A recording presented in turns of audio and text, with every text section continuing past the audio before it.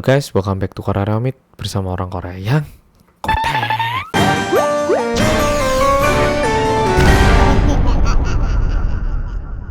Oke, polo-polo, cerita kali ini kayaknya bakal menarik, khususnya buat polo-polo yang tinggal di dekat sungai ataupun tempat yang ada air mengalir, dan bakal lebih keras gitu kalau misalnya di tempat itu pernah ada kejadian orang tenggelam.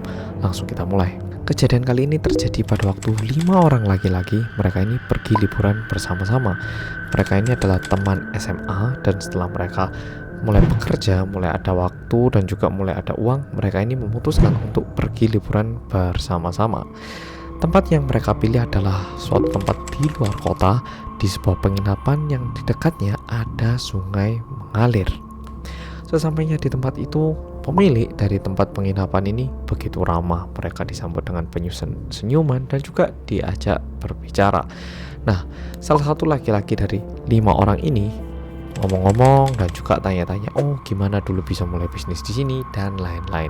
Dan mungkin karena agak banyak bicara, pemiliknya itu bilang, oh ya, by the way, ini saya beritahu satu hal ya. Kamu kan ini berlima kesini laki-laki semua, dan biasanya cowok-cowok itu suka main air kalau malam. Jangan ya, tempat ini kalau malam nggak tahu kenapa, kalau yang masuk laki-laki itu mesti tenggelam dan hilang, nggak bisa dicari.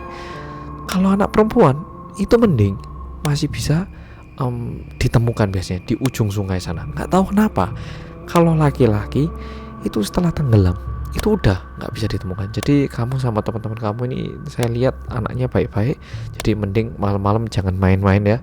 Kalau sore nggak apa-apa, kalau matahari udah tenggelam, udah pokoknya jangan berani-berani masuk air sana. Oke? Paham ya? Salah satu anak yang ngomong-ngomong dengan pemilik itu tentunya langsung, oh iya ya, siap bu, makasih ya gitu. Setelah itu di sore hari mereka membakar daging, barbecue gitu ya, dan juga main-main di dekat sungai itu.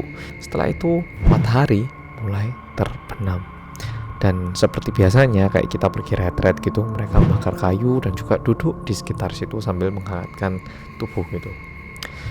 Nah, biasa, ini negatifnya anak-anak cowok kalau kumpul. Kita itu nggak tahu kenapa suka menantang diri kita sendiri dengan hal-hal yang tidak baik. Tiba-tiba ada salah satu anak bilang, yuk kita main ayo, siapa yang paling kuat tahan nafas, yang kalah kena hukuman gitu.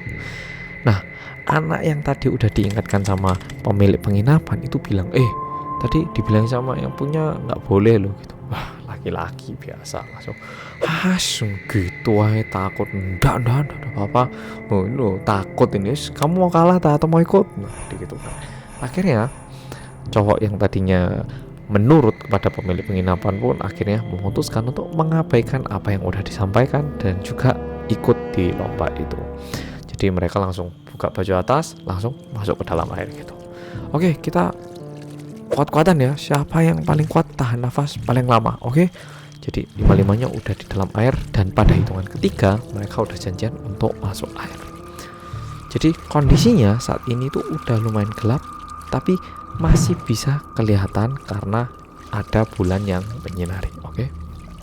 Nah, salah satu temennya itu ngitung 1, 2, 3, semuanya masuk air.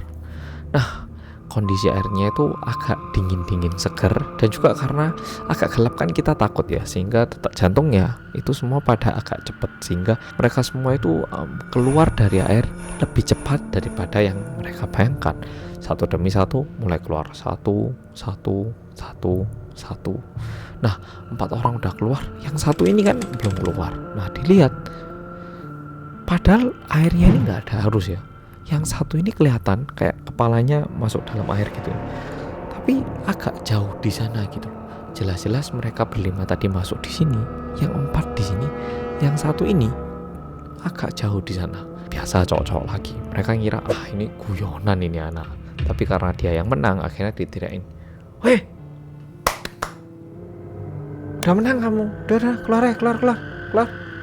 Tapi temennya ini gak keluar gitu loh. Dan gak lama setelah itu, tiba-tiba temennya yang merendamkan kepalanya ini mengeluarkan mukanya bentar, dan temennya kira-kira, ini loh, kamu menang, ayo sini gitu. Tapi temennya ini kayak agak kosong, dan sekitar 3-4 detik setelah itu tiba-tiba temennya ini nyebur masuk air lagi, cret gitu. Jadi dia pertamanya cuman kelihatan kepalanya dikit, udah gitu dia keluar, dikira teman-temannya dia udah ngerti kalau dia menang. Gak lama tiba-tiba dia nyelam lagi ke dalam air, jerap gitu. Tapi kayak agak aneh gitu loh, kayak ini anak masuk ke dalam air kayak ketarik gitu loh. Jadi bukan kayak masuk air dengan kemauan sendiri, tapi kayak ketarik serp gini. Sehingga 4 teman lainnya yang tadinya itu mengabaikan ataupun meremehkan yang disampaikan oleh pemilik penginapan ini mulai tiba-tiba kepikiran gitu loh, jangan-jangan teman kita ini ada apa-apa.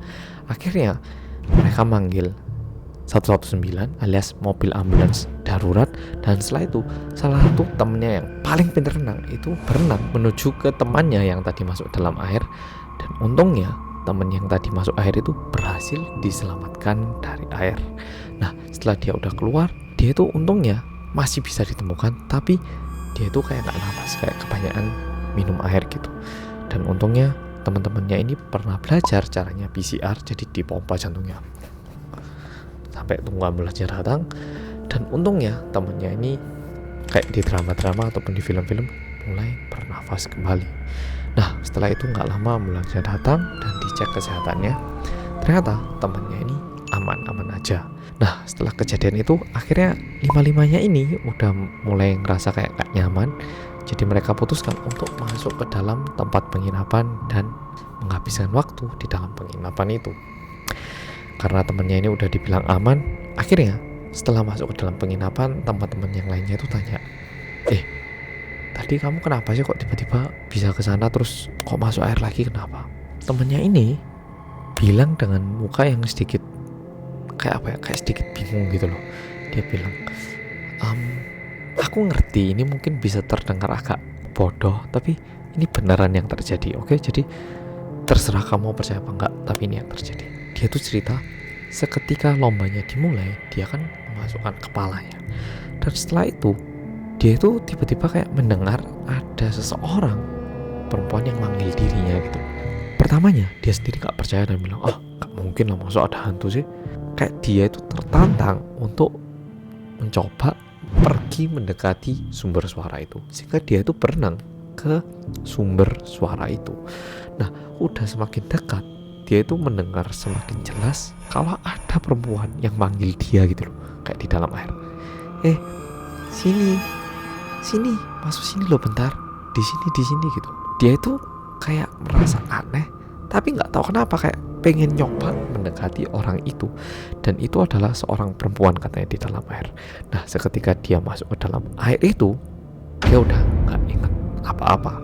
Nah untungnya kejadian kali ini tuh memang tidak terjadi apa-apa dan selesai gitu aja. Tapi masalahnya tidak selesai di sini. Beberapa hari setelah itu, akhirnya coba dipanggil dukun ke tempat itu untuk memeriksa kenapa sih di tempat ini tuh sering ada kejadian orang tenggelam.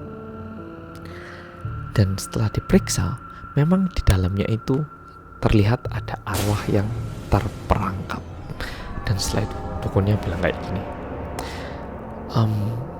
kalau kamu sadar, biasanya di tempat yang banyak orang tenggelam itu setiap tahunnya pasti akan ada korban yang baru. Itu alasannya bukan karena hantu itu terus-menerus mencari mangsa, melainkan yang awalnya hantu ini untuk membebaskan arwahnya, dia itu harus memakan satu korban baru. Dan ketika korban baru ini udah tertangkap atau udah dimangsa, orang inilah yang akan menjadi hantu, dan arwah sebelumnya itu katanya akan bebas lagi.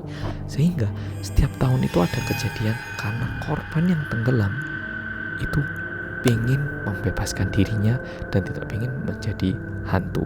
Itu yang mungkin bisa menjadi alasan kenapa kadang itu ada sungai ataupun laut ataupun danau yang orang itu sering tenggelam dan hilang dan ditemukan meninggal.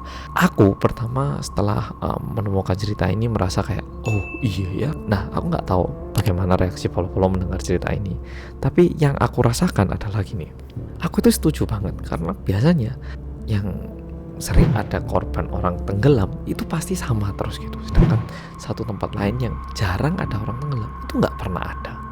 Nah bukannya aku percaya kalau prinsip ini benar atau gimana, cuman kok kayaknya masuk akal banget.